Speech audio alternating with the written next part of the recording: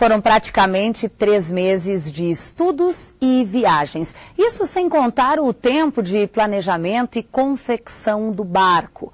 O projeto Navegar, uma iniciativa do Colégio Ceci Leite Costa de Passo Fundo e do Grupo Ecológico Sentinela dos Pampas, cumpriu seu objetivo. Navegou de Passo Fundo até Montevidéu, no Uruguai.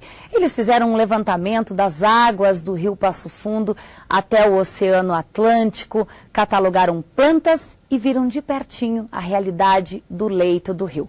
Bom, para falar um pouco sobre essa experiência, estão aqui conosco o professor Antônio Carlos Rodrigues, que é professor no Colégio Ceci Leite Costa, também a Karen Cristine de Souza, que é aluna agora do 3º ano do Colégio Ceci Leite Costa, e também o ambientalista Jaimir Maximino Zamarque. Muito obrigada pela presença de vocês. Vocês chegaram ontem às 10 da noite, sei que vocês estão cansados ainda da viagem.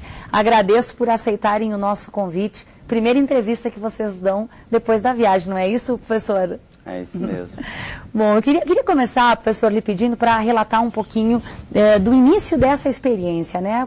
Como é que surgiu a ideia de fazer esses barcos e de navegar pelo rio Passo Fundo? A ideia primeira é ver o quanto nós temos de coisas bonitas e que, infelizmente, com o rio Passo Fundo, está sendo deixado de lado. E que a nossa irresponsabilidade, a nossa falta de conhecimento tem feito tão mal o nosso rio. Então a ideia era de retomar o rio como uma coisa viva, uma coisa que nós precisamos cuidar, que nós precisamos amar, que a gente precisa cuidar e curtir o rio, na verdade. Bom, professor, vocês construíram um barco todo com garrafas PET e essa viagem era acompanhada de um outro barco que tinha em algumas fases da sua construção também uma visão ecológica. Exato.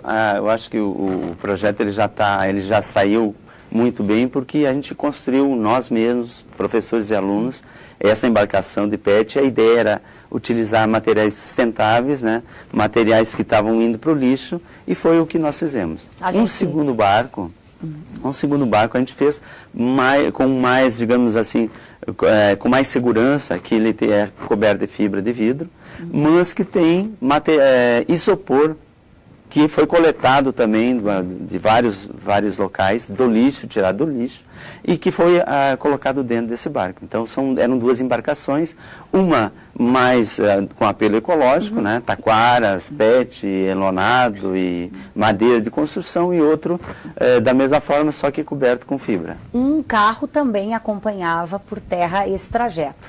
Na verdade eram 3 carros, né, 2 vans, né, uma com equipamento e um barco, a outra com pessoal e barco, e o carro com pessoal. Foram de estrada mais de 2.700 quilômetros, né, de rio mais de 1.200 quilômetros, em torno de 1.300 quilômetros de rio, que não foram percorridos todos palmo a palmo. O objetivo não era a questão do centímetro a centímetro do rio, mas da ideia de dar visibilidade à importância de cuidar a água, né, e de fazer uma aventura que pudesse chamar atenção para esses cuidados que nós temos que ter. Eu queria saber da Karen, que é aluna do Ceci, como é que foi essa experiência, Karen, viajar com outros 5 colegas, ao todo eram 6 estudantes, né? Como é que foi? Nossa, foi uma experiência única, acho que todos, né, viram coisas que a gente não esperava ver, coisas que a gente esperava já. Foi muito cansativo, né, levantar acampamento, também adoramos conhecer assim, as diferentes culturas, né, a gente também pôde perceber a diferença que receberam a gente aqui no Brasil e no Uruguai, né, um pouco diferente lá eles, né, mas tipo, foi muito cansativo, só que a gente faria tudo de novo. Quantos dias de viagem ao todo? Foram ao todo, acho que 12, né? 12, 13. 12, 13 dias de viagem. Isso. O Jaimir me contava da diferença do comportamento da população à medida que vocês viajavam. Muda também a cultura? Muda a cultura e a consciência de cada local ou país. A nossa preocupação é que eles estão virando um pouco de costas por Rio Passo Fundo. É uma coisa muito linda, que é a água para beber. E mais à frente é a cultura do pescador. Quem mais conduz lixo é essas pessoas. Eles não sabem retirar o lixo e levar para casa ou reciclar.